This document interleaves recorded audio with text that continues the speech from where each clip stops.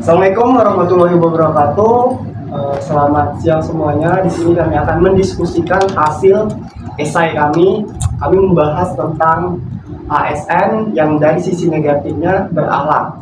Jadi di sini kami mengangkat kasus tentang ada dua tersangka korupsi yang ditetapkan dari dua aparatur sipil negara yang aktif di Dinas Lingkungan Hidup sebagai tersangka dalam kasus dugaan korupsi pemeliharaan kendaraan dan truk pick up operasional yang terjadi di awal tahun kemarin, awal tahun ini.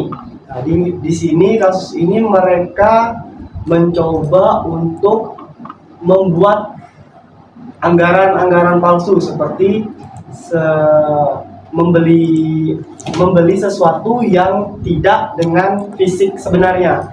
Jadi nota-notanya ditambah-tambahkan atau menggunakan pihak ketiga ataupun jasa pihak ketiga tapi tidak dibuatkan. Nah, jadi di sini kita sebagai ASN, ini adalah contoh yang tidak baik dan tidak bagus untuk kita tiru. Menurut teman saya, gimana pendapat Mbak Cinda? Nah, yang setelah saya bacakan tadi, menurut saya yang masih CPNS ini, saya sangat menyayangkan adanya kasus korupsi itu karena itu bisa mencoreng kita ASN secara keseluruhan dan bertentangan dengan nilai-nilai berakhlak yang seharusnya itu menjadi pedoman kita sebagai yang masih CPNS ini. Kejadian ini menjadi pengingat penting bagi saya pribadi untuk selalu menjaga integritas dan menjalankan amanah dengan jujur dan serta bertanggung jawab. Ya, itu adalah salah satu tugas kita sebagai ASN. Jadi berita seperti ini untuk kita tiru ataupun tidak untuk kita jadikan pedoman karena ini sangat buruk untuk kita sebagai ASN, apalagi kita sebagai JLN. Selanjutnya untuk Mas Abdul, gimana pendapat Mas Abdul tentang terjadinya tindak korupsi yang terjadi di instansi ASN lah? Mungkin pendapat saya kita sebagai terutama kita yang masih CPNS, saya melihat di dalam kasus ini, ini sebagai pelajaran penting untuk kita semua. Contohnya kita yang CSN, bukan hanya soal menjalankan tugas, tapi juga menjaga kepercayaan publik. Perilaku menyimpang seperti korupsi menunjukkan bahwa itu adalah nilai-nilai bukan yang berakhlak. Tapi kita sebagai ASN harus menjelaskan, harus menerapkan nilai-nilai yang berakhlak tersebut.